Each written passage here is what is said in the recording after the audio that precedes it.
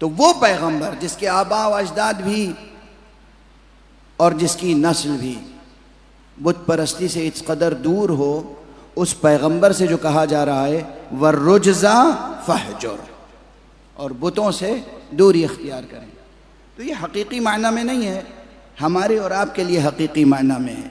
یہ درس، یہ سب منشور زندگی کا حصہ ہے۔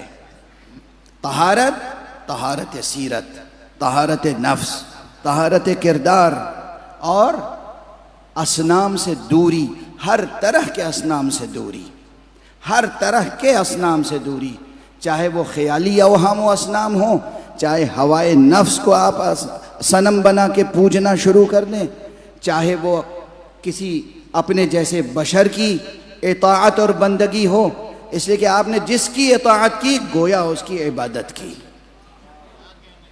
جس کی اطاعت کی گویا اس کی عبادت کی۔ یہ حدیث پیغمبر ہے، یہ حدیث کا مضمون ہے، تم نے جس کی اطاعت کی گویا اس کی عبادت کی۔ اچھا، یعنی میں آپ کی کسی بات کی اطاعت کروں آپ کی خاطر سے، بندگی ہو گئی، شرک ہو گیا۔ آپ کی کسی فرمائش کی میں آپ کی اطاعت کروں، طاعت اختیار کروں آپ کی خاطر سے یا اپنے نفس کی خاطر سے، شرک ہے۔ دیکھ کتنی زندگی مشکل ہے یا نہیں؟ کتنی مشکل ہے۔ کہتے ہیں نا صراط پر گزرنا، یہ صراط کیا ہے؟ بال سے زیادہ باریک، تلوار کی دھار سے زیادہ گرم، تیز، دھاردار، آگ سے زیادہ گرم، بال سے زیادہ، یہ کیا ہے؟ یہ واقعاً ایسا کوئی پل ہے؟ صراط کی حقیقت کیا ہے؟ یہی زندگی ہے صراط۔ ان تمام نزاکتوں کو سامنے رکھتے کہیں بھی شرک زندگی میں داخل نہ ہو، کہیں بھی کفر داخل نہ ہو۔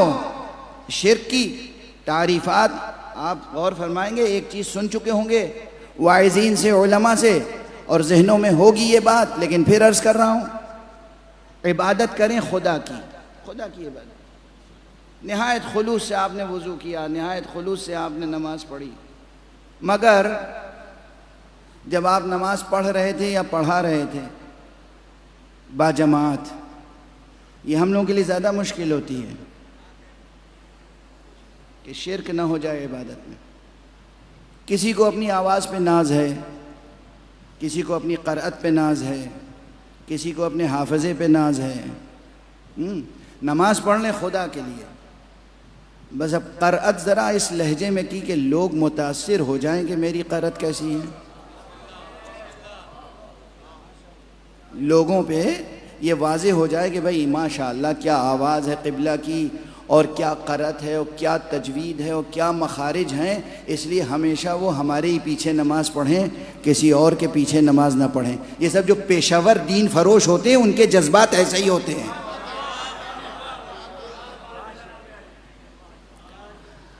تو جناب والا، ادھر آپ نے نماز خدا ہی کی پڑھ لیں، مگر ذرا سی ریا پیدا ہو گئی، ریاکاری، کیا ہوا نتیجہ؟ شرک۔ ریا شرک ہے، حدیث ہے، ریا شرک ہے، قرآن مجید سے بھی مستنبط ہے، ریا شرک ہے۔ تو کسی کی بھی اطاعت کریں، توجہ رکھیے گا، کسی کی بھی اطاعت کریں اس کی خاطر یا اپنی خاطر سے، شرک ہے، مگر محمد کی اطاعت یہ شرک نہیں، عین توحید ہے۔ اس لیے کہ ہم محمد کی اطاعت محمد کی خاطر سے نہیں کر رہے ہیں، اللہ نے حکم دیا ہے محمد کی اطاعت کرنے۔ صلوات پڑھیں محمد والے۔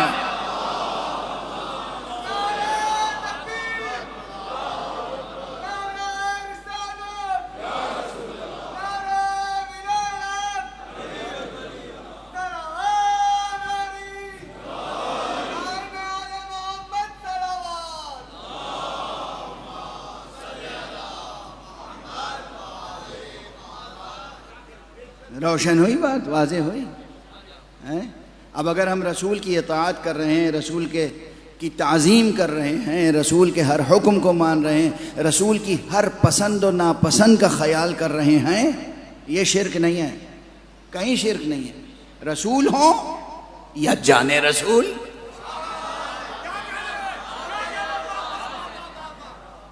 رسول ہوں یا جانے رسول، رسول ہوں یا جگر گوشہ رسول،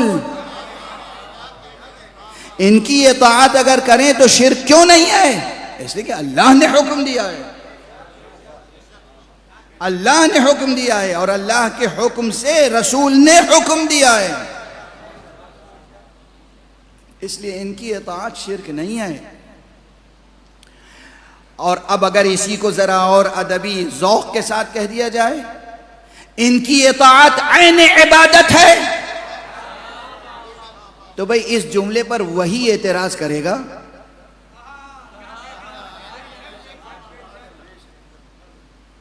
جو زبان کا مزاج بھی نہیں سمجھتا، زبان نہیں سمجھتا، اور جو لوگ اس فقیر کی اردو نہ سمجھ سکیں وہ رسول اللہ کی عربی کیا سمجھیں گے؟ صلوات پڑھ دیجئے محمد والے۔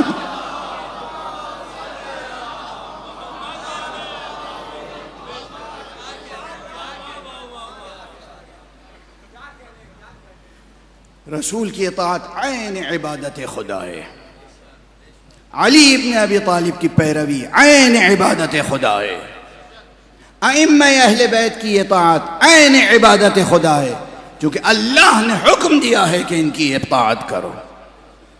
قل ان کنتم تحبون اللہ فاتبعونی یحببکم اللہ وما آتاکم الرسول فخذوه وما نہاکم عنہ فانتہوا لقد كان لكم في رسول الله أسوة حسنة لمن كان يرجو الله واليوم الآخر وذكر الله كثيرا۔ کتنی آیتیں ہیں جہاں بار بار براہ راست کہا گیا مصطفیٰ کی پیروی کرو، مصطفیٰ کی اطاعت کرو، مصطفیٰ کے نقش قدم کو چومتے ہوئے آگے بڑھو، مصطفیٰ کے نقش قدم پہ سجدے کرتے ہوئے توحید کی راہ پر آگے بڑھو۔